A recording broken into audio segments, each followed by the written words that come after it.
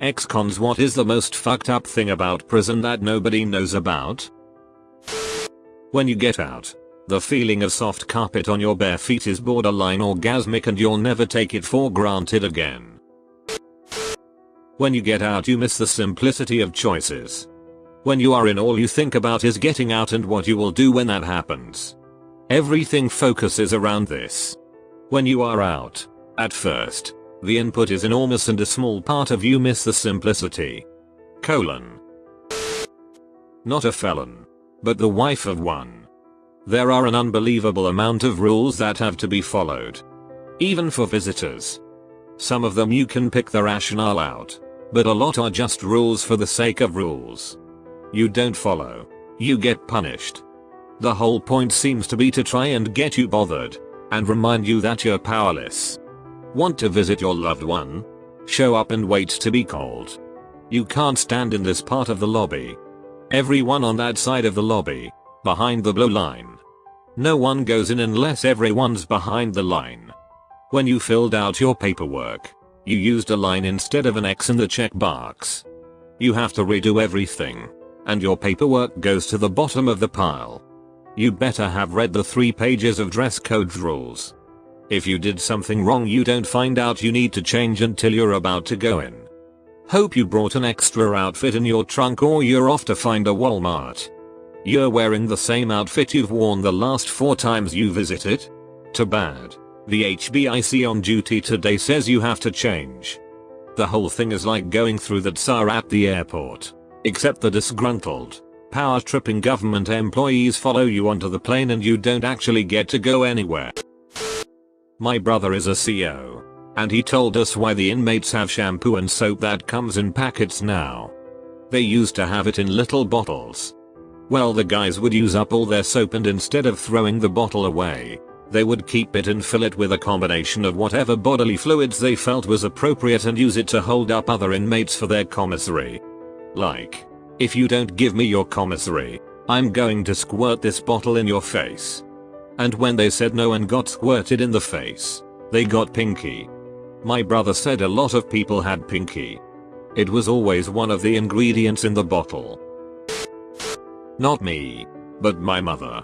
They had to put her in her own area because she was pregnant and people kept threatening the baby. It also happened that her cellmate was a woman who boiled her child alive and ate it.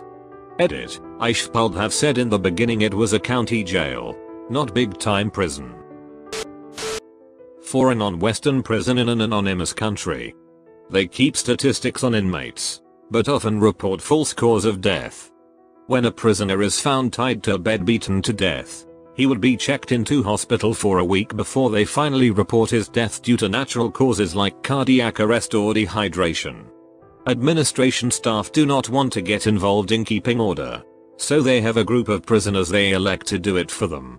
This means this group gets special privileges from administration staff, where they turn a blind eye to abuse for the sake of keeping order. The ruling group gets unlimited power to extort, abuse and otherwise exploit everyone else, as long as they keep violence in the rest of the population down. The official staff keeps a distance and away from harm. But the rest of the prisoners are subject to a ruthless gang. The administration staff only interferes if their elected group does not keep order, which is when they elect a different gang to the role. Administration staff will manipulate rebellious inmates. They will create sympathy between the inmate and themselves and encourage them to stand up for what's right.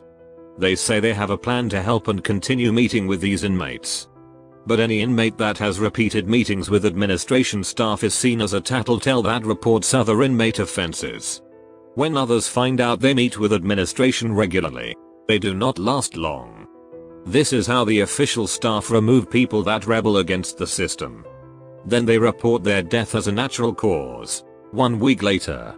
Everyone knows to stay out of this business, but sometimes people get trapped. Inmates will accuse other inmates they don't like of being tattletales to get them removed. They have no way out. They cannot go to the administration staff because they keep this system alive, and they cannot communicate with the outside world because all communication is intercepted. It bombing. I had a friend go to prison for a drug-related crime. He had his own cell and stuck to himself for the most part. Another inmate it into a water bottle and filled it to the brim with water and mixed it up into a slush. Said inmate then took the water bottle to my friend's cell, placed at the slit at the bottom of his cell door, and ducking stomped on it. Water sprayed absolutely everywhere, while my friend was in the cell too. Not exactly a secret, but prisons make $$ off commissary. Many PPL think the prison system purposely underfeeds its inmates so they are more compelled to buy off them. $1.50 for 75-cent pastries, ramen packs for $1, prob .33 CPA, $10 for $1 long johns, etc. etc. Also the insane costs for phone calls. Not me. My fiancé was in state prison for 2 years when he was 18-20. He worked in the kitchen and said all the meat labeled there was labeled not for human consumption. He told other inmates about it and he got kicked out of his kitchen job and put in the hole for telling people. My dad was in prison. In his situation, and in many others, you feel immense guilt after getting to know your fellow inmates. Because you're gonna get out, and they're not. Ever. Guards can and will withhold medical treatment. When I was in county jail, there was an older woman, vomiting profusely. She couldn't keep water down. Her skin was tenting and she was hallucinating. I explained all this to the guards and that she needed medical treatment immediately. For 2 days she was like that until I transferred out. I have no idea what happened to that woman and I still think about her. This was in Georgia, USA.